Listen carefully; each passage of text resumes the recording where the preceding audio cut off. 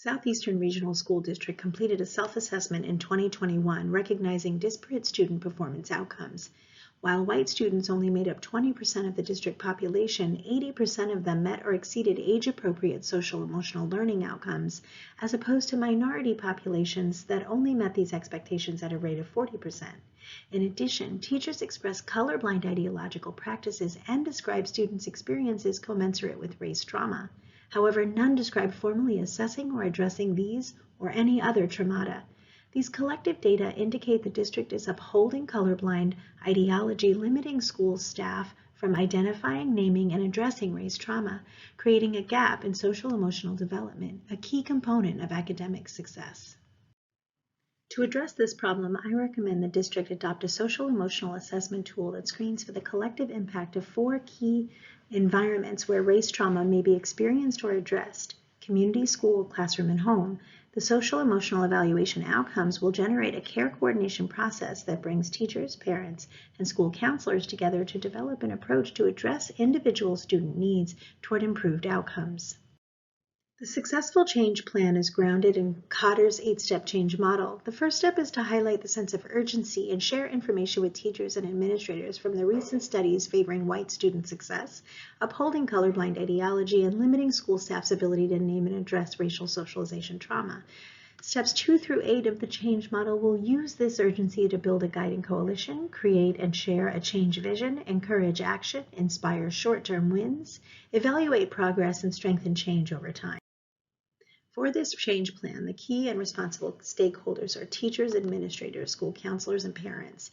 Because studies indicate colorblind ideological practices, it is imperative that the adaptive social-emotional tool consider community dynamics such as racism and discrimination in its students' assessment.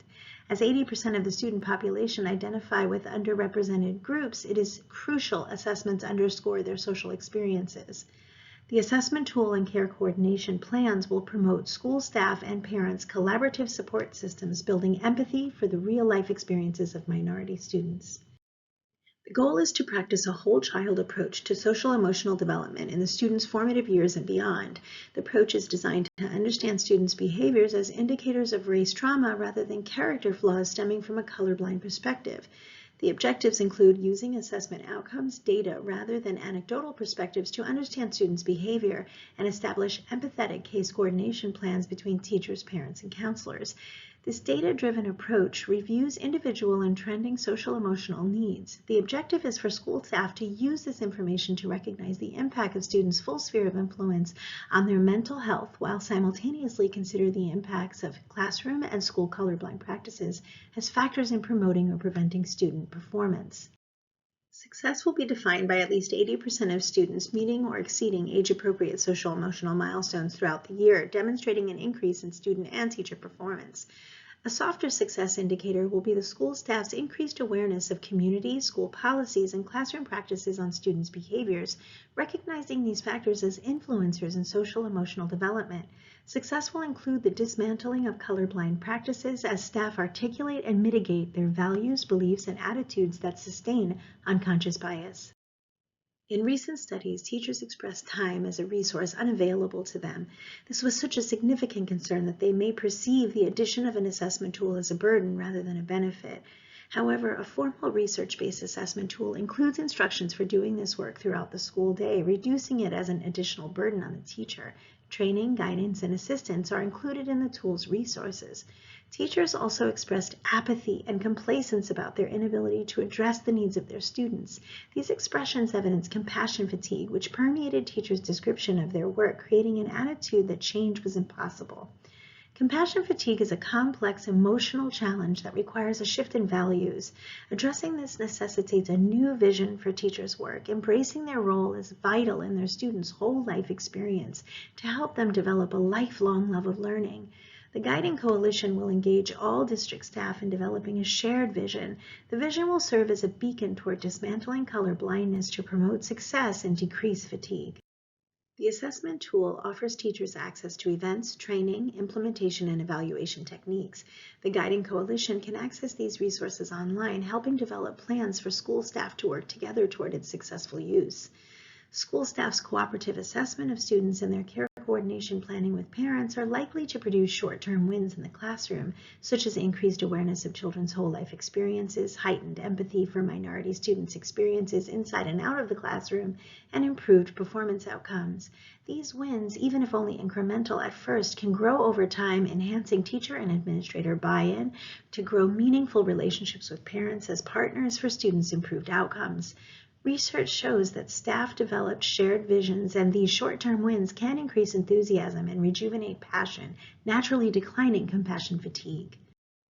The steps and milestones for this plan's success are to use recent study outcomes to create a sense of urgency, invite volunteer school staff to guide the plan's implementation, incorporate staff input into generating and disseminating a shared vision statement that will serve as a beacon of commitment to the change plan. Use initial assessment outcomes to generate short-term wins, building enthusiasm. Track and measure students' progress over time using checkpoints and coordination response plans. At the end of each school year, staff and parent feedback on care coordination will be combined with assessment outcomes, generating a comprehensive annual report. School staff and parents will review these data to strategically plan and inform continuous quality improvement. Quarterly reports will be delivered to school staff 1 week before regularly scheduled meetings. School staff will review these outcomes, discuss successes and challenges, and brainstorm improvement planning. Reports will also be shared in quarterly school board meetings that bring families, communities, members, and school board members together to discuss strengths and opportunities. These discussions will invite outside perspectives, informing improvement plans while celebrating performance achievements. Finally, improvements and challenges will be highlighted in the district's annual report. The report will capture student performance improvements while highlighting examples of updated school policies and classroom practices that broke down color blindness as empathy for minority students' experiences grew.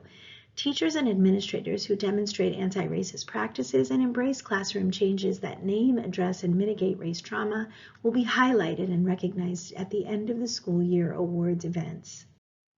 The tool's measurement systems will be leveraged to determine student improvements focusing on equitable learning outcomes to balance the current student success disproportionalities.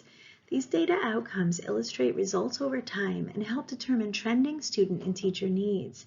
The Guiding Coalition will also meet with school staff and parents in periodic focus groups to determine what is working well and what can be improved in the care coordination systems. These collective quantitative and qualitative outcomes will be reviewed quarterly by a team of volunteer school representatives and used to guide course correction and strategic planning.